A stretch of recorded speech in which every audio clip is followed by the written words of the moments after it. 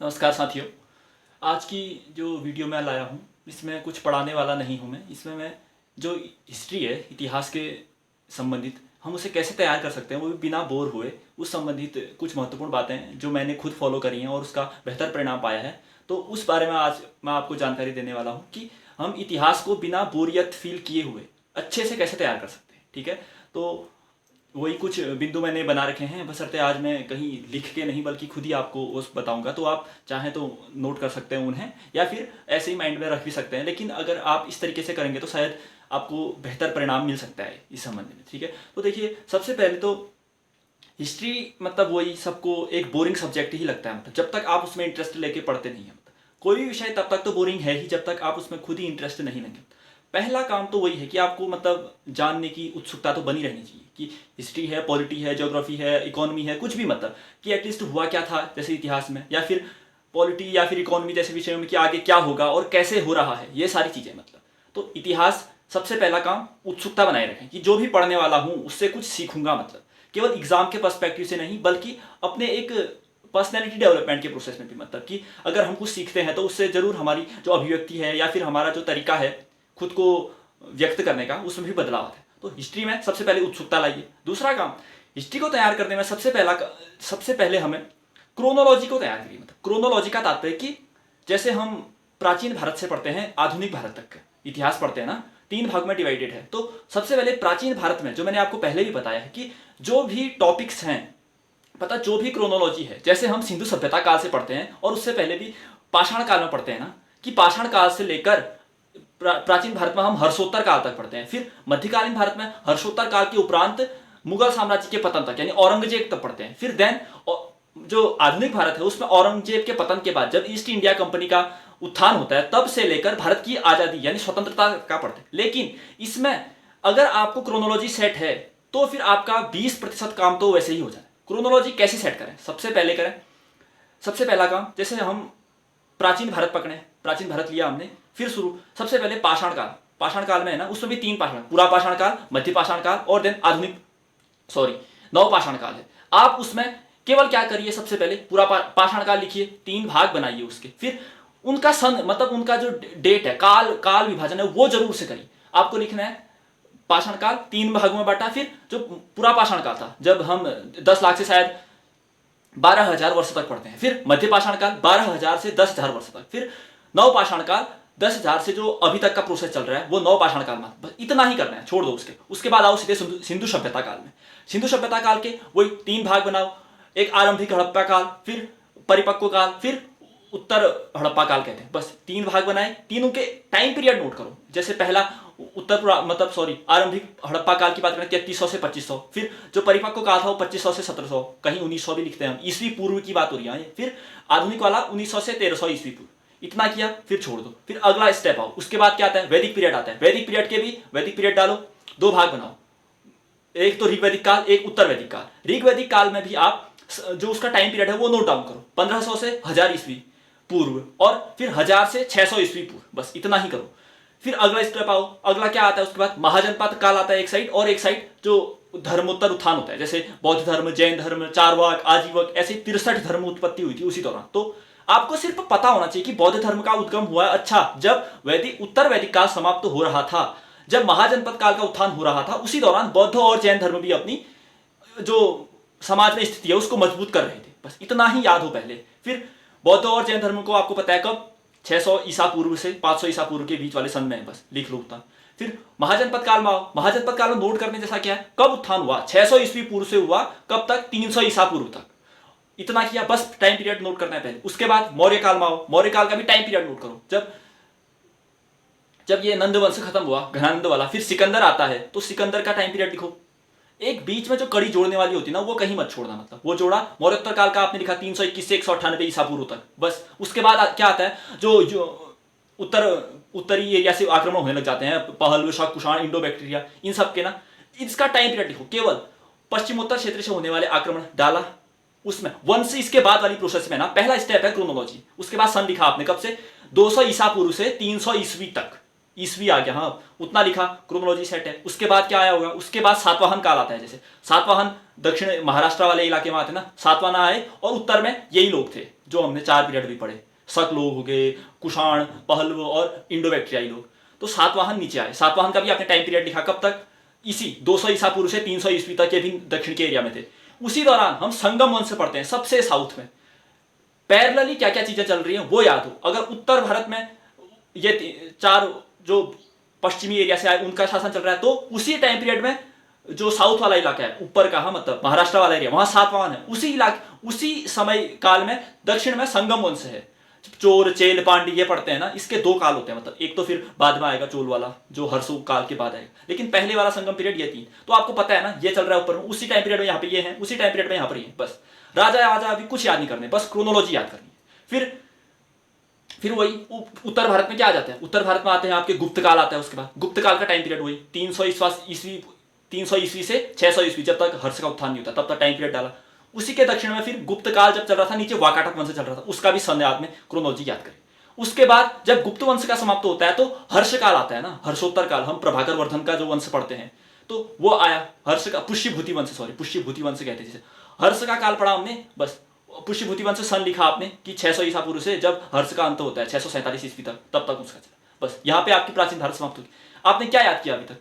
कुछ नहीं, लेकिन हमें अब पता चल गया कि प्राचीन भारत में ये चीजें शामिल हैं। हम पाषाण काल से लेकर हर्षोत्तर काल तक हमें पता है, बस टाइम फ्रेम पता है ना। बस अब अगले स्टेप में इसमें अन्य चीजें शामिल करेंगे, जैसे वंश और शासकों को शामिल करेंगे इसके बाद वाले। ऐसा ही मध्यकालीन भारत में भी करिए। हर्षोत्तर काल के बाद क्या होता है? जो अराजकता का युग उत्पन्न होता है वो होता है। फिर गजनवी, महमूद गजनी हो गया, फिर मोहम्मद गौरी के आक्रमण होते हैं, उनका टाइम पीरियड बस शासन लिखा। फिर उसके बाद दिल्ली सल्तनत आ जाती है, सबसे महत्वपूर्ण। दिल्ली सल्तनत में आपको केवल टाइम पीरियड पता होना चाहिए कि दिल्ली सल्तनत उसके 5 हैं। जैसे सबसे पहले गुलाम वंश, फिर जितने भी तुगलक वंश आते हैं, जो भी आते हैं, मतलब उसका टाइम पीरियड नोट करना है। शासक अभी नोट नहीं करने हैं, बस टाइम पीरियड नोट किया। फिर दिल्ली वंश समाप्त होता है। उसी के दौरान जब मोहम्मद बिन तुगलक आता है तो दक्षिण में विजयनगर साम्राज्य और बहमनी साम्राज्य आ जाते हैं। बस आपको पता होना चाहिए कि विजयनगर साम्राज्य और बहमनी साम्राज्य दिल्ली सल्तनत के दौरान ही उत्पन्न हुए, उत्थानित हुए थे, मतलब। तो उनका टाइम पीरियड नोट करो, विजयनगर वंश का टाइम पीरियड नोट करो, बहमनी साम्राज्य का टाइम पीरियड नोट करो, हो गया। उसके बाद हम मुगल काल में आते हैं। मुगल काल पढ़ा हमने। मुगल काल के भी अभी राजा याद नहीं करने, बस टाइम पीरियड नोट करना है कि जब 1526 में पानीपत का युद्ध हुआ, जब बाबर ने स्थापना की मुगल वंश की भारत में, तब से लेकर औरंगजेब का काल 1707 तक, ये यहां पर हम मध्यकालीन भारत समाप्त करते हैं। इतना हुआ। फिर ऐसे आधुनिक भारत में भी हम करेंगे, मतलब ऐसे ही, मतलब केवल अभी टाइम पीरियड नोट करना है, जब से अंग्रेजों का ईस्ट इंडिया उत्थान से लेकर स्वतंत्रता तक टाइम पीरियड नोट करना। पहला स्टेप है क्रोनोलॉजी सेट। अब इस जो भी आपने ये क्रोनोलॉजी बना रखी है, तब तक इसे करना है जब तक आपको पूरा मगअप न हो जाए। कोई भी कहे कि पूरी सुनाओ कि स्टार्टिंग में हुआ क्या, तब से क्या हुआ, कौन आया, क्या आया, क्या, सब कुछ पता होना चाहिए आपको। राजा वाजा कुछ नहीं, बस वंश तो पता हो कि पहले ये था, फिर उसके बाद ये आया, उसके बाद ये आया, उसके बाद ये आया, उसके बाद ये आया, उसके बाद। बस आपका दिमाग इतना सेट हो गया ना। अब अगला काम आएगा, हम इसमें वंश और शासकों को फिट करेंगे। देखिए, पूरा पाषाण काल में वंश जैसा कुछ नहीं था। पाषाण काल में, सिंधु सभ्यता में भी शासक और वंश जैसी कोई बात नहीं थी। वहां भी एक सामूहिक वर्ग के रूप में वो काम कर रहे थे। लोकतांत्रिक व्यवस्था भी कहते हैं हम सबसे पहले उसे। फिर उसके बाद वैदिक काल में भी हम पढ़ते हैं कि एक सामूहिक कल्चर ही था, मतलब फिर भी अभी भी किसी राज्य की स्थापना ऐसा कुछ नहीं हुआ। तो यहां पर तक तो राज्य जैसा कुछ है ही नहीं। फिर जब हम महाजनपद काल में आते हैं, तब पढ़ते हैं कि 16 राजवंशों का उदय हुआ, उसमें मगध सर्वोच्च स्थिति में आया। फिर आपको क्या करना है? महाजनपद काल, 16 वंश जो भी है उसके 16 है ना, अंग, मगध, कौशल, जो भी है, मतलब हस्तिनापुर, अहिछत्र, उज्जैन वगैरह वगैरह, उन सबको 16 के 16 उनकी राजधानी याद करें आपने। अब उनमें के शासक तो महत्वपूर्ण है नहीं, शासक केवल मगध साम्राज्य के महत्वपूर्ण। फिर आपने मगध डाला। अब क्या करना है? उसके मगध में कौन कौन से वंश हुए? हर्यक वंश पढ़ते हैं सबसे पहले, हर्यक वंश डाला। फिर शिशुनाग वंश पढ़ते हैं हम, शिशुनाग वंश डाला। फिर नंद वंश पढ़ते हैं हमने, नंद वंश डाला। अब इसमें आपको 3 वंश पता चल गए। नंद, अब कितना मतलब अच्छे से कवर कर सकते हो आपसे इन 3 वंशों को पढ़ा। इनके शासक लिखिए। अब जैसे हम हरेक वंश में बिंबिसार पढ़ते हैं, फिर अजातशत्रु पढ़ते हैं, फिर जो भी पढ़ते हैं, मतलब केवल शासकों के नाम लिखिए, इनका टाइम पीरियड नोट करो कि बिंबिसार इतने से इतने तक, फिर अजातशत्रु इतने से इतने तक, ठीक है। ऐसे ही शिशुनाग वंश में आओ, शिशुनाग, फिर कालाशोक है जो भी है, उसका टाइम पीरियड नोट करो। फिर नंद वंश में आओ, महापद्मनंद, फिर घनानंद। बस शासक याद किए, काम क्या किया अभी याद नहीं करने में, केवल शासक याद करो। ऐसे ही फिर जब सिकंदर आता है घनानंद के टाइम पे, फिर घनानंद को हराकर मौर्य वंश अस्तित्व में आ जाता है। फिर वही मौर्य वंश, उसके शासक कौन कौन से हैं? सबसे पहले हम पढ़ते हैं मौर्य, चंद्रगुप्त मौर्य पढ़ा, फिर हमने बिंदुसार पढ़ा, फिर अशोक महान पढ़ा, फिर जितने भी आए ऐसे ऐसे, इनका टाइम पीरियड नोट करो। टाइम पीरियड नोट किया, काम हम बाद में याद करेंगे इसके, ठीक है। तो ऐसे ही मौर्य आया, फिर जो जो मैंने बताया आपको, जो पुराना बताया ना, फिर मौर्य के बाद उत्तरी पश्चिम भारत से आक्रमण होने लगे थे, कुषाण, शक, पहलू, ये आ गए थे। इनके भी टाइम पीरियड नोट करो और शासक नोट करो। उसके बाद गुप्त काल का भी टाइम पीरियड नोट करो, वो याद करो। सातवाहन काल का भी टाइम पीरियड नोट करो, शासक नोट करो। हर्षोत्तर काल तक यही काम करना है। फिर ऐसे ही मध्यकालीन भारत में भी करना है, ऐसे ही आधुनिक भारत में भी करना है। टाइम पीरियड नोट किया, बस आपके 2 काम हो गए। आपको पूरी क्रोनोलॉजी पता है, क्रोनोलॉजी के साथ आपको जिस वंश का उत्थान हुआ है उस वंश के शासकों के नाम पता है, सब क्रोनोलॉजी उनके टाइम पीरियड के साथ। अब आपको इसको तब तक याद करना है, मतलब जब तक पूरा मतलब मगअप ही करना है, मतलब अशोक मान सीधे आना चाहिए कि 278 से लेकर सॉरी 268 लेकर ईस्वी से लेकर 231 ईस्वी तक, ऐसे, ठीक है। तो इतना याद हुआ। अब तीसरी प्रोसेस में आती है, तीसरा काम होता है हिस्ट्री को याद करने का। अब इतना याद किया आपने, अब तीसरा है कि अब आपको थोड़ी जिज्ञासा भी उत्पन्न, यार हिंदू सभ्यता काल में हमने इतना पढ़ा, वहां शासक क्यों नहीं पढ़ा, फिर हमने शासक जैसी व्यवस्था क्यों नहीं थी वहां। तो फिर हम पढ़ेंगे वहां की, वहां एक सामूहिक कल्चर के तौर पे था, वहां किसी शासक वर्ग का उदय नहीं था। अब सबसे पहले सिंधु सभ्यता काल में हम क्या पढ़ते हैं कि इसने खोज की, फिर इतने इतने स्थल हैं इसमें, कुछ भारत में यहाँ है, कुछ अब उनकी लोकेशन पढ़ोगे, कुछ पंजाब में है, कुछ हरियाणा में, कुछ उत्तर प्रदेश में, कुछ गुजरात में, राजस्थान में, फिर कौन से पाकिस्तान में है। फिर हम पढ़ते हैं कि इसकी खोज किसने की और कब की, फिर कौन सी नदी के किनारे, ये सब, फिर कौन से स्थल से कौन कौन सी चीजें मिली हैं। अब ये तो प्योरली याद करने वाली चीजें ना, इसमें तो वही हड़प्पा सभ्यता में जो हमने यादी चीजें बताई, जैसे अब इन सब चीजों को तो याद ही करना पड़ता है, मतलब लेकिन आप अगर इंटरेस्टेड हैं तो अगर मतलब याद करने का एक ही तरीका है कि आपको बार बार उसे देखते रहना है, रिवीजन करते रहना है। लेकिन अगर इस तरीके से आप करते हैं कि सबसे पहले उसका टाइम पीरियड, फिर उसके शासकों का टाइम पीरियड, फिर वंशों का टाइम पीरियड, देन उसके बाद उनके भीतर क्या क्या चीजें शामिल हैं, ऐसे करोगे तो एक फ्रेमवर्क सेट होगा, मतलब क्योंकि आपने वो याद है, टाइम पीरियड याद है आपको, शासक याद है, बस उनने क्या क्या काम किए वही याद करना है आपको, ठीक है। तो ऐसे ही हड़प्पा सभ्यता के बाद सभी चीजों को ऐसे ही फॉलो करिए, मतलब शासक, देन उसके काम। फिर 3 चीजें आती है किसी भी चीजों में। सबसे पहले उसकी सामाजिक व्यवस्था, सामाजिक आर्थिक व्यवस्था क्या है, उसकी राजनीतिक व्यवस्था क्या है, यानी जैसे हम पदों के बारे में पढ़ते हैं, जैसे कहीं गुज्जर प्रतिहारों का जो कोई शासन है, अगर उसमें उन्होंने राष्ट्रकूट का कोई शासन है, उनके पास सेनापति को क्या कहते हैं, जैसे अमरम व्यवस्था पढ़ते हैं हम नीचे विजयनगर साम्राज्य के में, तो वहाँ वो व्यवस्था है। मुगल साम्राज्य में हम कोई अन्य एक ही पद सेनापति को ही वहाँ किसी अन्य नाम से जानते होंगे, और जो उनके गवर्नर हैं उसको किसी अन्य नाम से जानते होंगे, ग्राम के शासकों को किसी अन्य नाम से जानते होंगे। तो ये राजनीतिक व्यवस्था है, मतलब। लेकिन अगर आपको क्रोनोलॉजी पता है तो उनके बीच में सेट कर पाएंगे आप कि ग्राम भोजक कहते हैं यहाँ, तो वहाँ सरोपरिहारा कहते हैं, कुछ भी कहते हैं, ठीक है। तो ये राजनीतिक व्यवस्था, आर्थिक व्यवस्था और सामाजिक व्यवस्था दूसरा भाग हो गया। तीसरा भाग उसका जो पॉलिटिकल स्ट्रक्चर होता है, मतलब शासकों की बात करी जाती है ना, जो वो तीसरी व्यवस्था हुई। तो एक व्यवस्था पूरी हुई, इन 2 व्यवस्थाओं को पूरा करना आपके लिए कम दिक्कत वाला साबित होगा मेरे ख्याल से। तो इसी प्रकार आप हर वंश का कवर करिए, मौर्य से लेकर, फिर सातवाहनों से लेकर, फिर गुप्त से लेकर, फिर हर्ष से लेकर, कितना किया उसके भीतर वाली चीजें फिर शामिल करिए उसमें। और पढ़ने के कोई कहते हैं कि किताब से पढ़ना चाहिए या नोट्स बनाना चाहिए। देखिए अब ये आपकी कैपेबिलिटी पे निर्भर है कि आप कैसे कवर कर पाते हैं।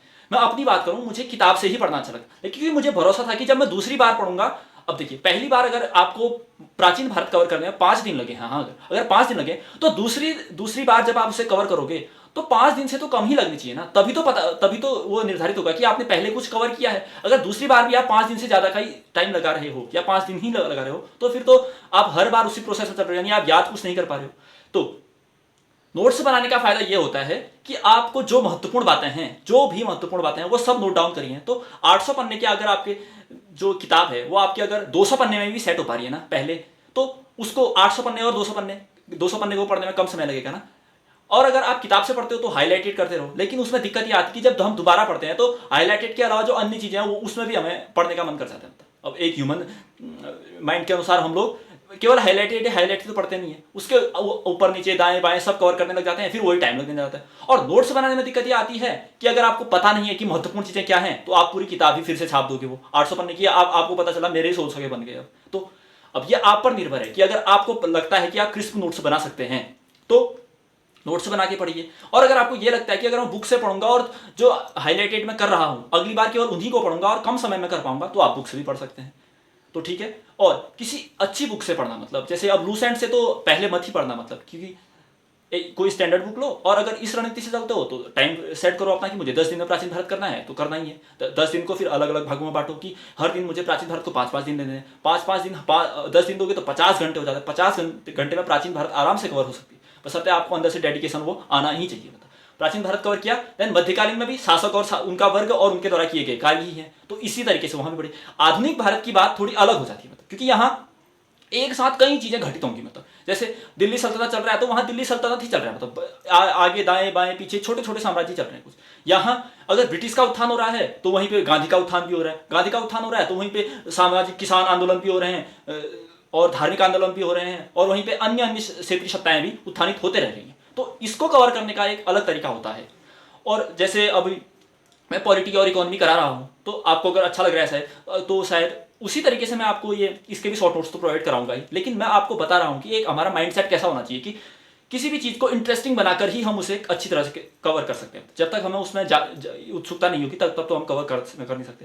तो ऐसे करिए, नोट्स बनाने में अगर आपको मदद लगती है तो नोट्स बनाइए, लेकिन महत्वपूर्ण चीज़ें ही बात करिए। और महत्वपूर्ण चीज़ें पता कहाँ से चलेगी? पहली बात वही पीवाईक्यू देखिए, पीवाईक्यू लगातार ही देखिए ना। अब आपको लग रहा होगा मतलब पीवाईक्यू की क्या ही वैल्यू है ना, वन लाइनर में है 100 क्वेश्चन, लेकिन जब तक आप पीवाईक्यू नहीं देखेंगे तब तक आप नोट्स बनाने का तरीका ही नहीं आएगा। आप सब कुछ नोट डाउन करते जाएंगे। जब पीवाईक्यू देखेंगे कि अच्छा ये वाला क्वेश्चन तो ऐसे क्वेश्चन तो पूछता ही नहीं है, अब एक राजा अकबर था बस ये तो पूछता नहीं है, वो पूछता है अकबर का टाइम पीरियड पूछता है, वो कौन से मंथ में वो पूछता है। तो आप एक राजा एक मतलब अकबर एक राजा था ये तो नहीं लिखेंगे अपने नोट्स में ना, अकबर देन उसका टाइम पीरियड लिखोगे सीधे, उसके कार्य लिखोगे सीधे। तो इस तरीके से हमें पीवाईक्यू से फायदा उठाइए। और कई लोग ऐसे भी हैं जिन्हें पता ही नहीं, कुछ कह रहे हैं कि प्राचीन भारत क्या मतलब सिलेबस में ही है बस। अब ये कितनी बड़ी खराब बात है कि आपको पता ही नहीं है कि प्राचीन भारत सिलेबस में। तो सिलेबस तो पता हो ना आपको, सिलेबस तो चिपका के रखिए जहाँ पे भी आप पढ़ते हैं, सारा पता होना चाहिए कि ये है हिस्ट्री पॉलिटी में इतनी सारी चीज़ें आती हैं, वो सब चीज़ें। फिर ऐसे ही मैं आधुनिक भारत पे एक अच्छी अलग वीडियो बनाऊंगा भी कि उसको कैसे कवर करें। और प्राचीन और मध्यकालीन भारत अगर आपको सही लगता है तो आप ऐसे कवर करिए। फिर ऐसे ही पॉलिटी, इकोनॉमी, ज्योग्राफी, इन सभी पे भी एक अलग अलग सेपरेट वीडियो बनाऊंगा कि आप इन्हें कैसे कवर कर सकते हैं बिना बोर हुए और अच्छे तरीके से कम समय में। ठीक है, तो आज के लिए इतने रखते हैं, वही आप बने रहिए। अब कुछ दिनों में फिर से मैं क्लासेस के साथ आपके साथ जुड़ जाऊँगा। ठीक है, नमस्कार, धन्यवाद।